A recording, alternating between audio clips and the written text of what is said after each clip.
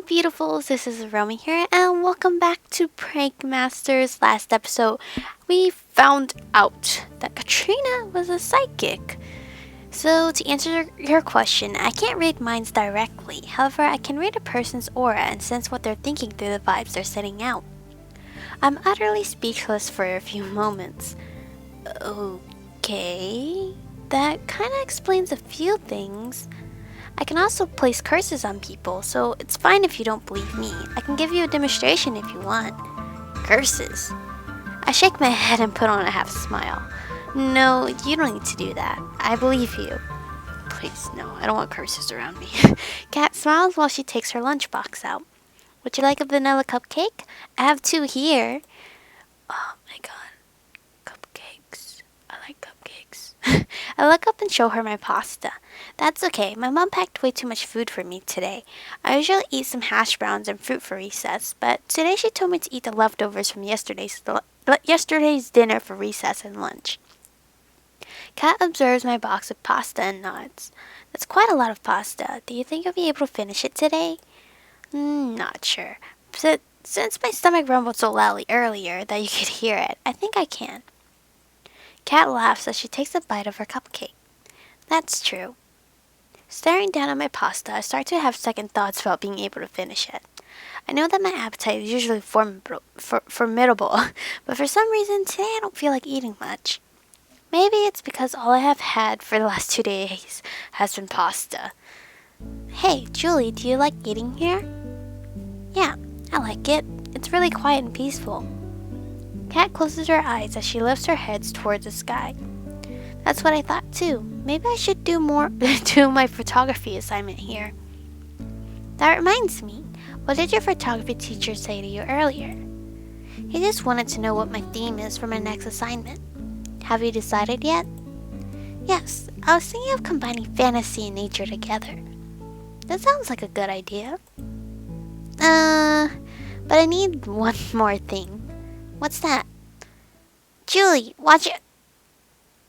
Oh my god, is this a football or something? Like, in school I had a soccer ball hit me straight in the face. That was terrible. Heads up! Ow. While rubbing the spot on my head, which will surely soon be a lump, I look around and see what hit me. My eyes fall on my pasta. It has a new striped meatball the size of my head on top of it. A basketball? Where did that come from? Well, I mean, we're not that far away from a basketball court. Come on now. I realize Kat is pointing behind me. I turn around to see a dude waving his hands over his head.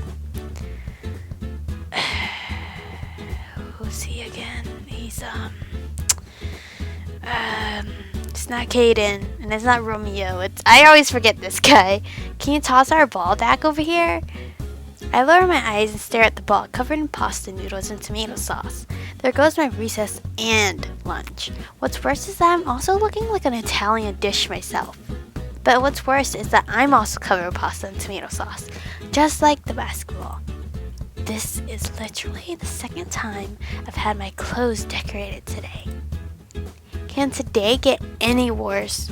She like this basically jinxed herself, which isn't like any good at all. Here, tissues. Thanks. I stare down at my reddened blouse covered in sauce. Hey, I'm waiting here. Gonna keep that ball all to yourself? My head snaps up and I glare daggers at him. Excuse me, I'm trying to wipe my shirt here. So can you chill for 2 seconds? What is this guy's name? I keep forgetting his name. Just give me the ball and you have me out of your hair to clean up your mess. Fine, just come and get it yourself. The guy rolls his eyes and starts towards Kat and I. When he's about to reach for the ball, he stops and glues his eyes to me. Hey, aren't you that Rosa girl who punched me yesterday? No, I'm not Rosa, so I stare at him for a while and recognized him, the dude who tried to kidnap me. Not wanting another second of association with the likes of him, I give him my best look of confusion. Huh? What are you talking about? You know, at the park, you ended up driving your bike into a tree and then we had our fateful encounter? What? Who drove into a tree?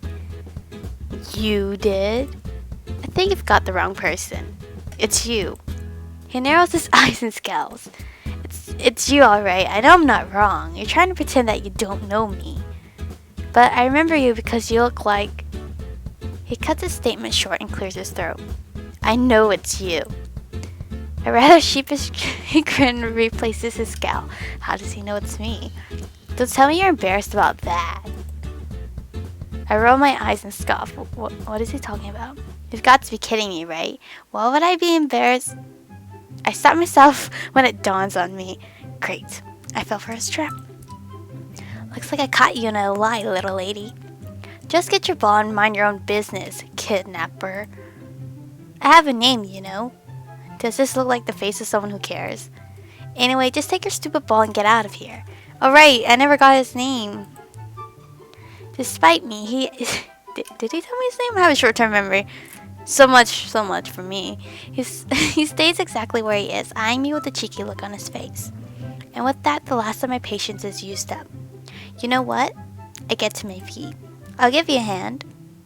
I pick the basketball up from the pasta and chuck it at him. Catch. Surprisingly, he catches the ball with ease, but when he realizes how much sauce is covering it, he quickly drops it. Gross!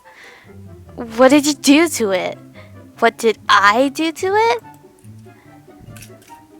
A red filter eclipsed the world and I become a ball of fire. Your stupid ball landed on my pasta and caused this mess. Now, if you'd waited, I could have been nice and wiped all of the sauce off for too much yelling at once. But no, you didn't. I paused to take a breath and realized that I've run out of things to say. So go away and solve your new pasta ball problem yourself. Hey, Richard, what's the problem? What's the holdup, man? Kidnapper turns around and calls back to his friends. The basketball's got pasta on it. Ew. Yeah, that's weird. Just bring it over to the tap and wash it already. Recess is almost over and we've seriously got to finish this game. Kidnapper kicks the ball to his friends and look at his hands. You do that. I'm going to wash my hands. One of the basketball players picks up the ball and walks back to the court, leading the rest to follow. Kidnapper turns around and gives me another long gaze. What are you looking at, Kidnapper? For your information, my name is actually Richard, so get that in your head. And you're telling me that why? To be polite, obviously. There's got to be another reason why he told me his name, but I'm not going to waste my energy thinking about it. Whatever. See you around, Rosa. He turns around and walks off. I can't believe that kidnapper goes to the school, and I can't believe he's actually calling me Rosa. What a... I thought she was going to say idiot. What a riot. Mr. I can spot a lie when I see one. Really doesn't live up to his namesake. Yeah, right. He can't even tell that I've given him a fake name. Sitting back down on the picnic mat, I continue wiping out my skirt as if nothing had happened, only for it to finally register that Kat has been sitting there in silence this entire time. I give her the widest smile I can muster. Can I have some more tissues, Kat? You can have the whole thing. She hands me a packet of tissues. It was really interesting to see you getting all fired up like that. Really? That's what my parents say too. So, why was he calling you Rosa? Oh, that. I pull out another tissue. Long story short, he asked me for my name yesterday, and I told him it was Juliet, but he called me a liar and didn't believe me. So when he asked again, I said it was Rosa. Now that I think of it, why was the name Rosa the first thing that popped into my mind? I see. Looking at my shirt, Kat changes the subject. I think going to the bathroom to clean that would be a better idea. Yeah, you're probably right. She's always right. My first day at Clifton High finally ends as the school bell chimes. Even though I slaved over washing a tomato sauce stain off my blouse in the bathroom, it only helped a bit. Instead of looking blood red, now it looks strawberry red. Not at all that different, really. It's still pretty red. In the end, Kat brought me over to the lost of... I tried to burp, but it didn't work out, sorry. Kat brought me over to the lost and found storeroom to find some spare uniforms, and luckily there were heaps. They probably all amounted from students absently-mindedly leaving them behind after changing into their sports gear, or another reason that they may not be the most G-rated. Lucky for me, Clifton is such a nice school that teachers actually wash these lost uniforms in the hopes that some students will bring them home one day. So when I found a shirt that was just my size, I didn't smell like old sweat mixed with spiderwebs. Opening my locker, I take out 2 bags of dirty uniforms and put them into my bag. Good thing I brought a big bag today. If not, I wouldn't be able to bring these extra clothes home. Hey, at least she has like multiple uniforms now. Done? Yeah, I just returned some ancient history books back to the library. Cool. Then, oh, shouldn't say that. Let's go home then. Cat nods. Ah, Julie, the school gate is this way. I turned around and laughed weakly, noticing the oncoming dead end I was walking towards. Oh, right. I knew that. Totally. I totally knew that. I sip on a can of sweet and tangy lemonade while I step outdoors and into the warmth of the afternoon. Would pass by a vending machine in the corridors, and I decided to treat myself to something to lighten my spirits. Is your house close by? I don't know. Probably about a 30-minute bike ride. That's quite far. How about you? I think mine's a 10-minute walk. That's really close. Does Kaden walk with you? Sometimes, but most of the time it takes too long to get ready, so I just leave first. Sounds like something Kaden would do. Yeah. Hey, do you want to go to the park?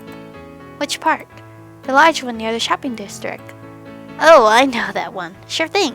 Sounds like a great idea. But what do you want to do there? I want to predict some things for you. Predict? For some reason, I get a feeling there's much in store for you, in the not too distant future.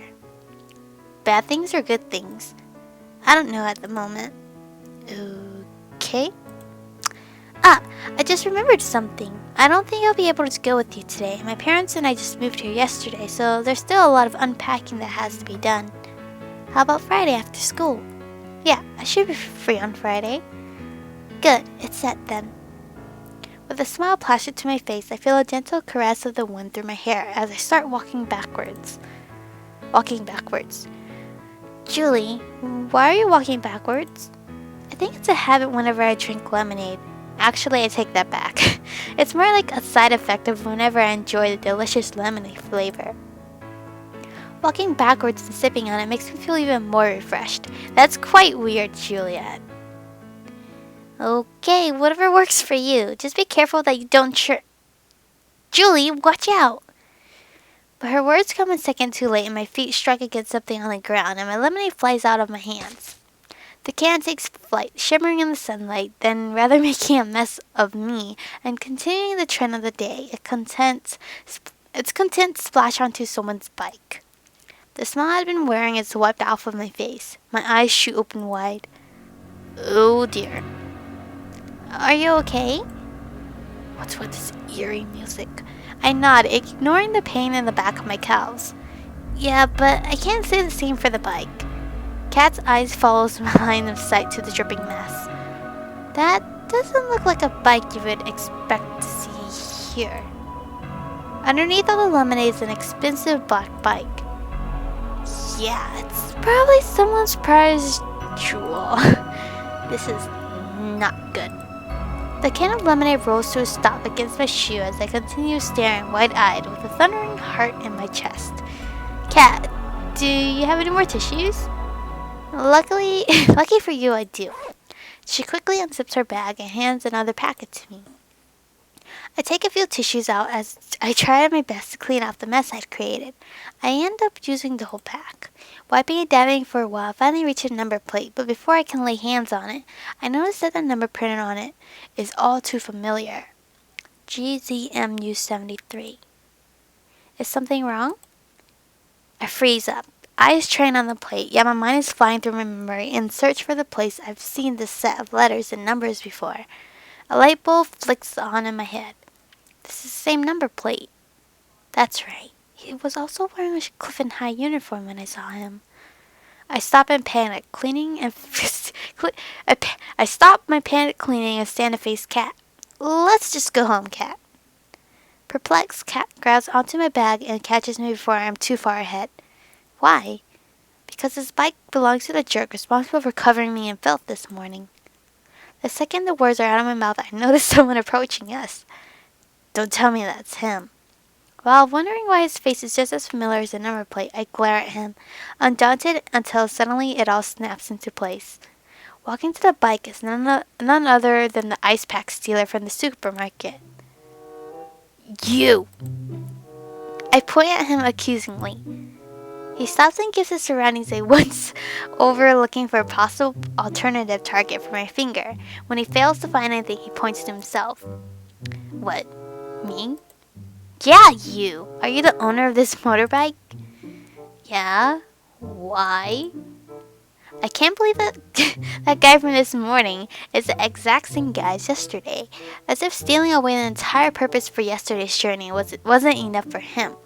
He also had to ruin my uniform. Absolutely unbelievable. Whoa, Julie, calm down. Tell me what's wrong. I let out a sigh laden with frustration and swing my eyes to her. I probably give off quite a fiery aura right now. You see, this person is... Why is my bike all sticky? He glares at me for a few seconds until he notices the can of lemonade touching the tip of my toes, along with the wet tissues in my grasp. You spilled lemonade on my bike? Not like how you splashed me with that noise machine earlier this morning, is it? He narrows his eyes and holds his voice back for a moment. When he remembers our earlier meeting, he chuckles to himself. So it was you. His chuckling evolves into a hearty laugh at my expense and my blood is brought to a boil. I make a mental target of that pretty nose of his, pretty nose, and swing for it. He's quicker than I credited him to be, and he dodges off the rails of the pain train. Hey, what's up with... Next one's take another swing. Kick him. He's gonna expect another swing. Embarrassed that I missed, I cross my arms and fix a cold gaze on him. Don't you know about the school's bullying policy? I'm not a bully. I don't even look like one. Well, you certainly act the part. I transfer my rage into my leg and swing it out like a pendulum. It meets its target with an audible thump. Yep, like, I don't know. He grunts and lowers himself to rub his new well while looking up to me with a heated glare. What was that for? Never got to say hello to you this morning. He keeps his eyes fixed to me for a few seconds, a strange thoughtfulness behind his rigid expression.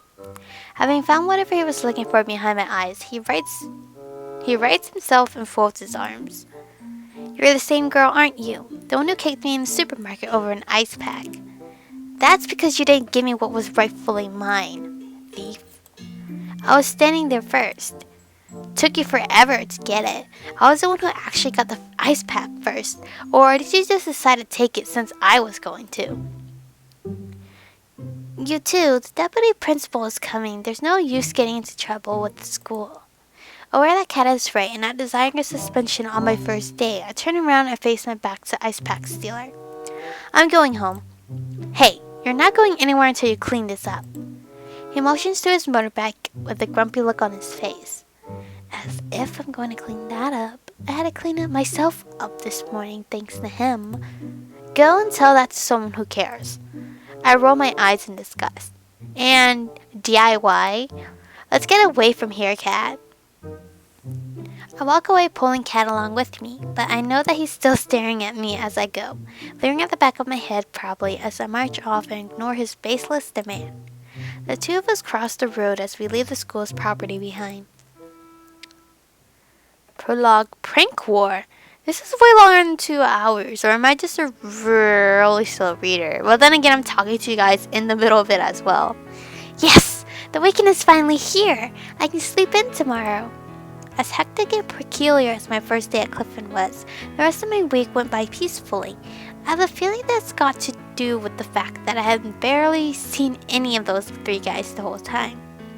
Kaden is impossible to avoid, given that we share the same chemistry class, but our exchanges are just hellos and nothing further. I mind my own business and so does he. As for the ice pack stealer and kidnapper, I didn't see them even once for the rest of the week. Do you like sleeping in? Yeah, who doesn't? I often have a hard time sleeping at all. How come? I jumped slightly as she slammed her locker shut with a loud thud. Let's go to the park as promised. And this is where my timer went off. 1, 2, 3, 4, 5, 6. 6 times 20, 120. It's about 2 hours of gameplay already. So I think it's about to end soon. Because this is a really long for a demo. But nothing's wrong with that. Because the story is like going off really slow. It's not like jumping the guns. But thank you guys for watching. Stay beautiful. And I will see you guys next time.